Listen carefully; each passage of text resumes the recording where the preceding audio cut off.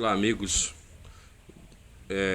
Gostaria de comentar sobre este problema, né, que houve, acho que no dia de ontem, né, o ataque sofrido pelo candidato Jair Bolsonaro na cidade de Juiz de Fora. O rapaz que atacou o senhor Jair Bolsonaro, ele mora na cidade de Montes Claros. Era solteiro, tinha 40 anos de idade. Durante alguns anos ele foi ligado a um partido de esquerda. Era uma pessoa que tinha desequilíbrio emocional,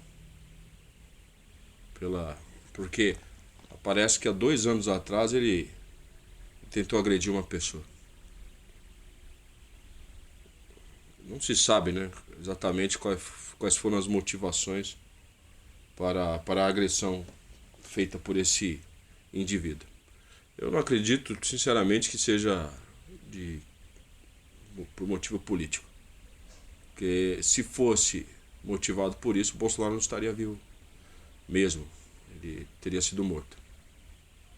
Um atirador, um pistoleiro profissional, ele faz as coisas direito. Se ele fosse preso, alguém que fosse envolvido com crime, fosse um matador profissional, eu acreditaria que há uma motivação política. Como era uma pessoa aparentemente comum, a gente percebe que foi um crime passional. Essa é a minha primeira opinião, né? Temos que esperar a apuração da polícia. Mas o que nós podemos abordar aqui sobre esses fatos? Eu jurei por Deus que eu não ia comentar mais sobre política, porque isso já vem me cansando, né? É um assunto que é chato. Eu posso motivar as pessoas a votarem em alguém que pode ser muito ruim para elas no futuro, e aí elas vão me culpar de ter feito algo errado. Ou seja, ter escolhido, influenciado estas pessoas a votarem em alguém que não presta. O caso por isso que eu não comento mesmo, nem vou comentar. Vou fazer um vídeo excepcionalmente hoje por causa desse lamentável ataque ao Jair Bolsonaro. A gente encontra na história apenas um fato parecido com este. Esse é o primeiro ponto que eu gostaria de abordar. Foi em 1954, quando Carlos Lacerda supostamente foi atacado a tiros por um grupo ligado a Getúlio Vargas, que posteriormente se matou devido às expressões sobre o presidente Vargas. Ele acabou se matando, o presidente Vargas. Essa foi talvez a única vez que a gente ouviu falar de alguém sendo atacado, falando no caso de uma eleição para presidente. Nós já tivemos casos de homicídio, né, de prefeitos, governadores, isso já aconteceu. Mas no âmbito municipal a gente encontra esse tipo de caso, principalmente no Pará. É muito difícil encontrar esse tipo de situação no âmbito federal, envolvendo alguém que é candidato a presidente. Só que eu vou falar algumas coisas sobre o Bolsonaro. Você tem que entender isso, você tem que ter a mente aberta. O Bolsonaro, ele infelizmente incita isso. Uns dias antes ele foi até uma cidade do Acre, que ele estava em Rio Branco. Ele disse que ia expulsar a petezada na bala. Ele ia fuzilar os petistas, ele ia mandar os petistas para a Venezuela. O governador do estado ali, ele é do Partido dos Trabalhadores. O PT, ele tem uma importância assim nacional. Ele não é totalmente corrompido, como o Bolsonaro quis insinuar. Tem gente boa no PT. É um partido que infelizmente se envolveu em corrupção. É um partido que tem um presidente, simbolicamente, que é o Lula, que tenta controlar o partido de forma ditatorial. Isso é muito ruim para o PT. Agora, dizer que ele vai expulsar os petistas a bala, o que ele quer dizer com isso? Por que ele disse isso? Por que ele foi lá em Carajás e disse que aqueles policiais agiram certo? Aqueles policiais que participaram daquele massacre horroroso em Eldorado do Carajás, onde 20 sem-terras foram assassinados. Por que ele disse isso?